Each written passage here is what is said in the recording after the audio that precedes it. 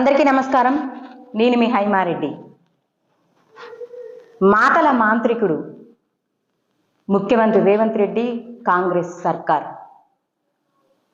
తెలంగాణ రాష్ట్రంలో కాంగ్రెస్ ప్రభుత్వం వస్తే మేము చెప్పినటువంటి ప్రతి ఒక్క హామీ నెరవేరుస్తామని చెప్పి అన్నీ కూడా మాటలు చెబుతూ ఏదైతే గత ప్రభుత్వమైనటువంటి బీఆర్ఎస్ ప్రభుత్వము 8 లక్షల కోట్లు అప్పు చేసిందో అదే మార్గంలో వెళ్తున్నటువంటి కాంగ్రెస్ ప్రభుత్వం. వీళ్ళు కూడా తెలంగాణను దోచుకోవాలనే ఆలోచన, తెలంగాణను అప్పుల పాలు చేయాలనే ఆలోచనే తప్ప తెలంగాణను అభివృద్ధి చేద్దామనే ఆలోచన లేనటువంటి కాంగ్రెస్ ప్రభుత్వం. మనందరం చూస్తున్నాం ఇవాళ హైదరాబాద్లో మెట్రో పిల్లర్స్కి ఇట్లా 1,00,000 ఇందిరమ్మ ఇల్లు, ప్రతి ఒక్కరికి కూడా డబల్ బెడ్రూమ్ ఇందిరమ్మ ఇల్లు అనేటి ఈ విధంగా హోర్డింగ్స్ వేస్తూ హైదరాబాద్లో ఉన్నటువంటి మెట్రో పిల్లర్లు అన్నిటికీ కూడా హోర్డింగ్స్ వేస్తూ ఈనాడు అంత సమయం అంతా కూడా వృధా చేస్తూ డబ్బును వృధా చేస్తున్నటువంటి కాంగ్రెస్ ప్రభుత్వం. ఈ హోర్డింగ్స్ వేసే బదులు ఈ డబ్బు లేదో లేని పేదవాళ్ళకి ఇల్లు కట్టించడానికి ఉపయోగించవచ్చు కదా. ఇది ఏ విధంగా అయితే చేసిండ్రో, ఏదైతే కాంగ్రెస్ ప్రభుత్వం 6 గ్యారెంటీలు 420 హామీలు అన్నారో చెయ్యనటువంటి వాటి అన్నింటినీ కూడా ఈ విధంగానే మెట్రో పిల్లర్స్ మీద రైతులకి రైతు భరోసా నేను 7,000 కోట్లు ఇస్తున్నా, 8,000 కోట్లు ఇస్తున్నా, 3,000 కోట్లు ఇస్తున్నా అనేసి దాన్ని కూడా అడ్వర్టైజ్మెంట్స్ రూపంలో చూపిస్తూ ఉన్నారు ఈ ముఖ్యమంత్రి రేవంత్ రెడ్డి గారు, కాంగ్రెస్ ప్రభుత్వం. ప్రతి ఒక్క హామీ కూడా మేము చేస్తున్నాం, మేమిస్తున్నాం అని చెప్పడమే తప్ప ఏ ఒక్కటి కూడా ఏ గడపకి కూడా చేరినటువంటి పరిస్థితిని మనం అందరం కూడా గమనిస్తూ ఉన్నాం. ఈనాడు తెలంగాణ రాష్ట్ర ప్రజలు ఎంతో ఆశతో కాంగ్రెస్ ప్రభుత్వం అన్న వస్తే మా బతుకులు మారుతాయేమో, గత ప్రభుత్వం ఎట్లాగో మమ్మల్ని పీల్చి పిప్పు చేసి ఒక్కొక్కరు నెత్తి మీద 1,50,000 అప్పు పెట్టిపోయినరు, మరి ఈ ప్రభుత్వం అన్న వస్తే మాకు బంగారు తెలంగాణ ఆయన అన్నాడు కదా, బంగారు తెలంగాణ ఈయన చేస్తాడేమో, ఈ కాంగ్రెస్ ప్రభుత్వం చేస్తాడేమో అని ఆలోచించినటువంటి తెలంగాణ రాష్ట్ర ప్రజల నోట్ల మట్టి కొట్టినటువంటి ప్రభుత్వం కాంగ్రెస్ ప్రభుత్వం. ఎన్నో రకాల ఇబ్బందులు. ఈనాడు ఫీజు రియంబర్స్మెంట్లు ఇయ్యవు, పిల్లలకి స్కాలర్షిప్లు ఇయ్యవు. హైదరాబాద్లో ఈనాడు 22A అనేసి తీసుకొత్తివి జీవో, దానివల్ల ఎంతమంది పేద మధ్యతరగతి ప్రజలు ఇబ్బంది పడుతున్నారు. ఆ జీవోని ఇమీడియట్గా రద్దు చేయాలి కాంగ్రెస్ ప్రభుత్వం అని డిమాండ్ చేస్తున్నాం. ఇక హైదరాబాద్లో జిహెచ్ఎంసీ అనేసి 300 డివిజన్లు చేస్తుంది.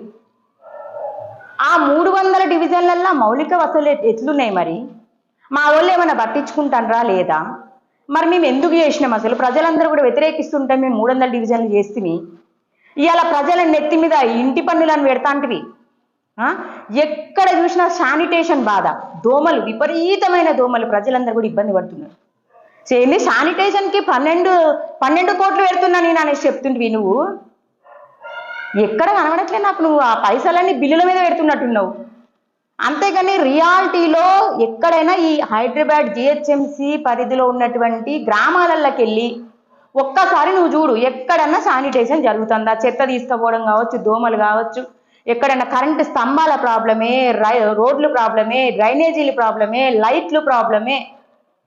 ఏ గ్రామానికి వెళ్ళినా, ఏ మున్సిపాలిటీలకు వెళ్ళినా, ఏ కార్పొరేషన్లకు వెళ్ళినా, ఎక్కడికి వెళ్ళినా కూడా అన్ని సమస్యలే. ఆ విధంగా చూసుకుంటే అది సమస్య. మరిగా నువ్వు ఎవరికి న్యాయం చేస్తున్నావు? విద్యార్థులకు న్యాయం చేస్తున్నావా? మహిళలకు న్యాయం చేస్తున్నావా? రైతులకు న్యాయం చేస్తున్నావా? నువ్వు ఎవరికి న్యాయం చేస్తున్నావు?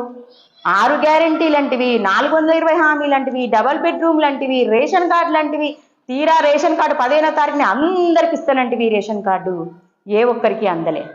ఫైనల్లీ ప్రధానమంత్రి శ్రీ నరేంద్ర మోదీ గారు ఉచిత రేషన్ ఇస్తున్నారు. మరి నువ్వేం చేసినవి? అలా రేషన్ కార్డు మీద కనీసం ప్రధానమంత్రి నరేంద్ర మోదీ గారి ఫోటో అయ్యేటువంటి పరిస్థితి. గత ప్రభుత్వమైన బీఆర్ఎస్ ప్రభుత్వం కూడా అంతే. కేంద్ర ప్రభుత్వం నుంచి వచ్చేటువంటి నిధులన్నీ దోచుకొని వాళ్ళ కుటుంబం బాగుపడ్డది.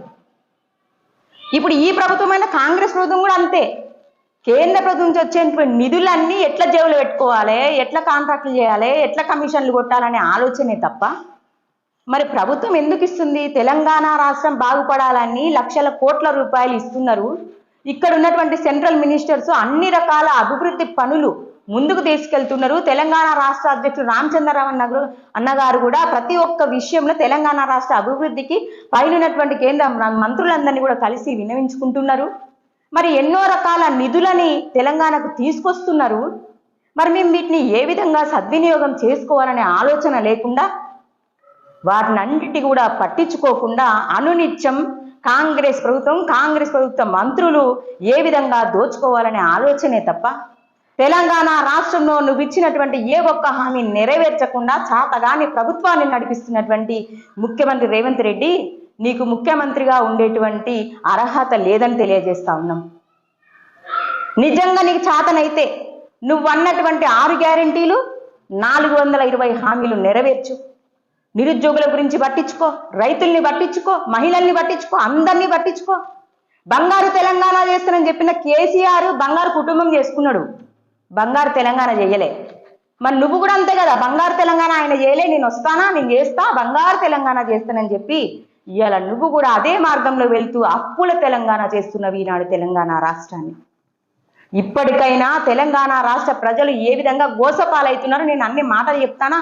పెద్దవాళ్ళందరూ పెన్షన్లకు బాధపడతాంటారు, వికలాంగులకు పెన్షన్లు లేవు, మరి ఒంటరి మహిళలకు పెన్షన్స్ లేవు, వృద్ధాప్య పెన్షన్లు లేవు. ఎక్కడ ఏది చూసినా కూడా ఏది కూడా నువ్వు అన్నమాట ఏ ఒక్కటి కూడా నెరవేర్చలేదు. ఉచిత గ్యాసు రావట్లేదు, గృహజ్యోతి రావట్లేదు.